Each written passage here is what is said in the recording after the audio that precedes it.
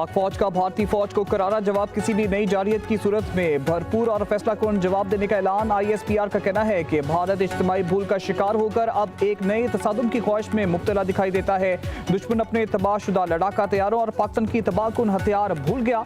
मुतलबा कहते हैं अगर कोई एडवेंचर किया गया तो मुंह तोड़ जवाब देंगे। अगर जंग का नया दौर शुरू होता है तो पाकिस्तान पीछे नहीं रहेगा। हम पूरी कुव्वत और पुख्ता आज़म के साथ किसी भी किस्म की हिचकिचाहट या पाबंदी के बगैर जवाब देंगे। अफवाज पाकिस्तान का भारतीय सिक्योरिटी क़यादत के इश्तियाल अंगेज बयानात पर शदीद तशवीश का इजहार। कहा भारतीय बयानात के पेश नज़र इंतबाह देते हैं कि मुस्तकबिल का तनाज़ा इंतहाई तबाहकुन नतीजे का बायस बन सकता है।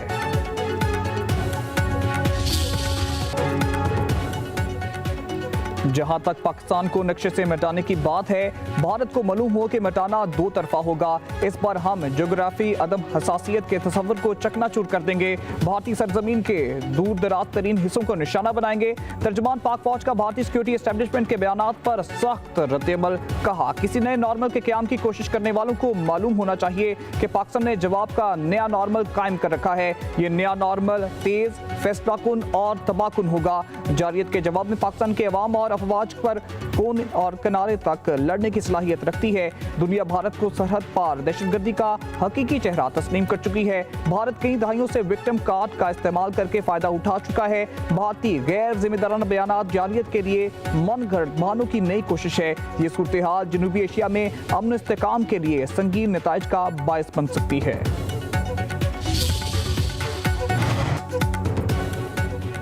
भारतीय फौजी और सियासी क़यादत के बयानात अपने खाक में मिली साख का बहाल करने की नाकाम कोशिश है। वज़ीर दिफा ख्वाजा आसिफ का एक्स पर बयान। कहा फैसला कुन शिकस्त का स्कोर 6-0 रहा। अगर दोबारा कोशिश की तो स्कोर पहले से कहीं बेहतर होगा। भारत में अवामी राय ताकीर की बदतरीन शिकस्त के बाद हुकूमत के खिलाफ हुई। मोदी और इसका टोला अपनी साख खो बैठा।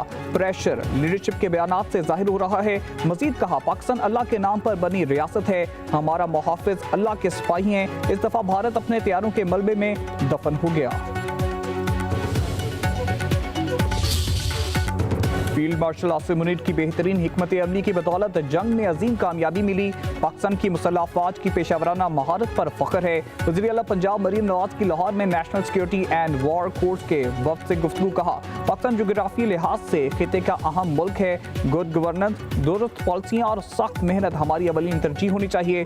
गुड गवर्नेंस से अवामी मसाइल का हल मुमकिन है। सूबाई हुकूमत की तमाम मशीनरी सलाह मुतासिन की बहाली के लिए दिन रात काम कर रही है।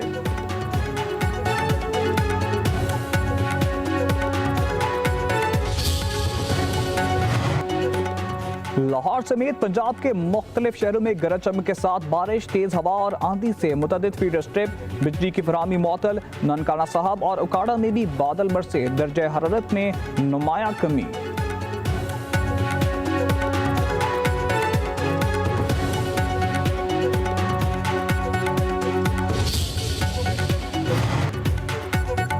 मौसम के करवट बदलते ही सूबाई दारुल हुकूमत लाहौर पाकिस्तान का आलूदा तरीन शहर करार। मजमूई तौर पर शहर 250 से तजावुज कर गया। बेदिया रोड SOS विलेज में एयर क्वालिटी इंडेक्स 270 से भी ज्यादा रिकॉर्ड। शहर के 10 इलाकों में एयर क्वालिटी इंडेक्स 200 से जायद है। सियालकोट का एयर क्वालिटी इंडेक्स 186, फैसलाबाद का 177, चौथे नंबर पर भावलपुर का 158 रिकॉर्ड किया गया।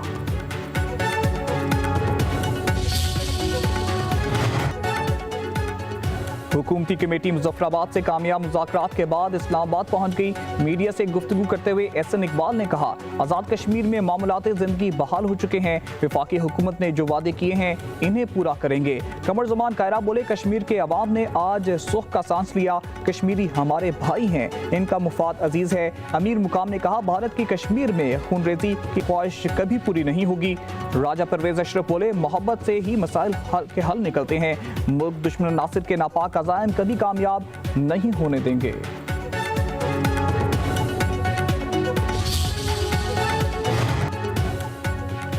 वज़ीर आज़म शहबाज शरीफ की जाती उम्रा में नवाज शरीफ से मुलाकात। बैरून मुल्क दौरे, आज़ाद कश्मीर की सूरत हाल पर ब्रीफिंग। वज़ीर आला पंजाब की मुलाकात में शिरकत। वज़ीर आज़म आज मलेशिया रवाना होंगे।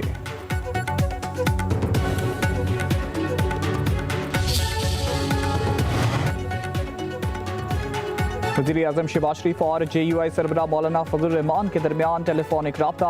दोनों रहनुमाओं का पाकिस्तान और सऊदी अरब के माबैन दिफाई मुआहदे पर तबादला ख्याल। मौलाना फजल रहमान ने मुआहदे को तारीखी करार देते हुए सराहा। कहा, पाकिस्तान को हरीमैन शरीफैन की हिफाजत की सआदत नसीब होना काबिल मुसरत है। दोनों रहनुमाओं की मशरिक वस्ता और गजा की सूरत हाल पर भी गुफ्तगू। वज़ीर आज़म ने कहा, पाकिस्तान फ़लस्तीनियों के हकूक़ के लिए न सिर्फ इनके साथ हमेशा खड़ा रहा है बल्कि आइंदा भी उनके साथ देता रहेगा।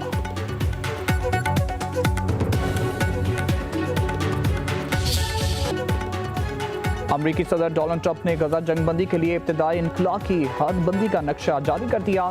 सोशल मीडिया पर बयान में कहा, मुज़ाकरात के बाद इसराइल ने इब्तिदाई इनखलाकी हद पर रजामंदी जाहिर कर दी। प्लान को हमने हमास को दिखाया और शेयर भी किया। हमास की तौसीक पर जंगबंदी फौरी तौर पर नाफिज हो जाएगी। यरगमालियों और कैदियों के तबादले का अमल शुरू हो जाएगा।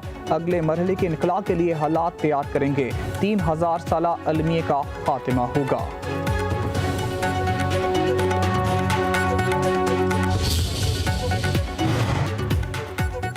हमास इसराइली कैदियों की रहाई और गजा का कंट्रोल फ़लस्तीनी अथॉरिटी के हवाले करने पर तैयार। हमास के बयान के मुताबिक अमरीकी सदर ट्रंप का 20 निकाती अमन मंसूबा कबूल है।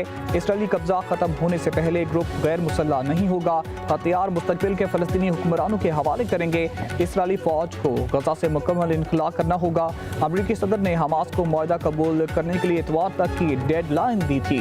कहा था, हमास मुआहदा कबूल कर ले वरना सब मारे जाएंगे। हमास अमन मुआहदे पर रजामंद ना हो तो इसे जहन्नम का सामना करना पड़ेगा। अमरीकी सदर ट्रंप के अमन मंसूबे के पहले मरहले पर तकनीकी बातचीत कल कायरा में होगी। अरब टीवी के मुताबिक हमास की मुज़ाकराती टीम कल दोहा से मुज़ाकरात के लिए कायरा जाएगी। पहले मरहले में तकरीबन 2000 फ़लस्तीनी कैदियों के बदले तमाम इसराइली यरगमालियों की वापसी होगी। दूसरी तरफ इसराइली वज़ीर आज़म नेतन्याहू ने कहा है कि इसराइली मुज़ाकरात कार कैदियों की रहाई की तफसीलात को हतमी शक्ल देंगे। ट्रंप प्लान में हमास को गैर फौजी बनाना भी शामिल है, जिसे फौजी कार्रवाई से मुमकिन बनाया जाएगा।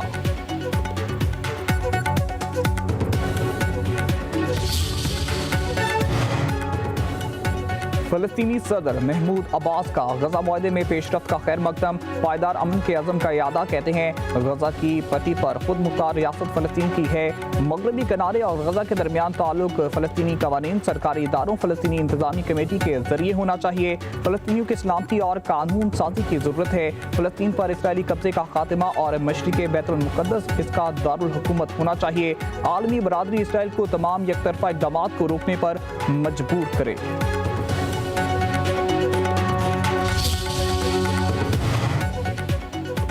नायब वज़ीर आज़म इसहाक़ डार का सऊदी वज़ीर ख़ारजा से रब्ता। दो तरफ़ा ताल्लुकात, गजा की सूरत हाल पर तबादला ख्याल।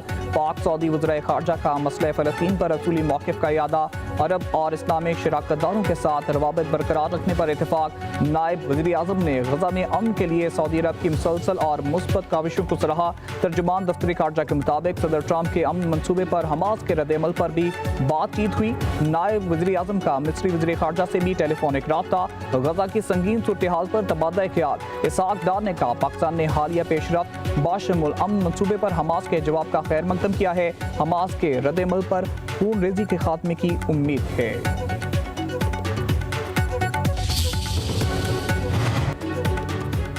पूरा गजा मलबे का ढेर बन चुका है।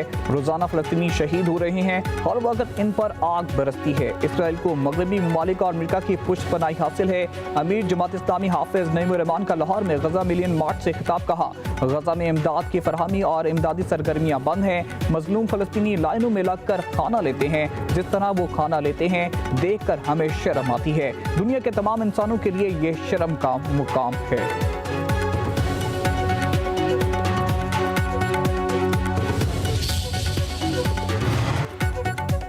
हुकूमत ने फ़लस्तीन पर असूली मौक़िफ़ को तब्दील करने की कोशिश की है। मशीर इत्तलात खैबर पख्तूनख्वा बैरिस्टर मोहम्मद अली सैफ का कहना है, शहबाज शरीफ ट्रंप के 20 निकाती एजेंडे पर दस्तखत करने पर कौम से माफ़ी मांगे।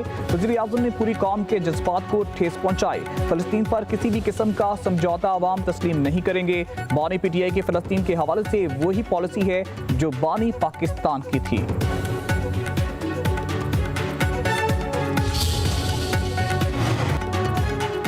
इसराइल ने ग्लोबल सामूद फ्लोटेला के कारकुनों को रहा करना शुरू कर दिया। फ्लोटेला में हिस्सा लेने पर इसराइल की तरफ से हिरासत में लिए गए तकरीबन 137 कारकुनों को इस्तांबुल पहुंचा दिया गया। इन अफराद में 36 तुर्क शहरियों के साथ साथ अमेरिका, मुत्तहिदा अरब अमारात, अलजायर, मराकेश, Italy, Kuwait, Libya, Malaysia, Mauritania, Switzerland और उर्दन के शहरी भी शामिल हैं।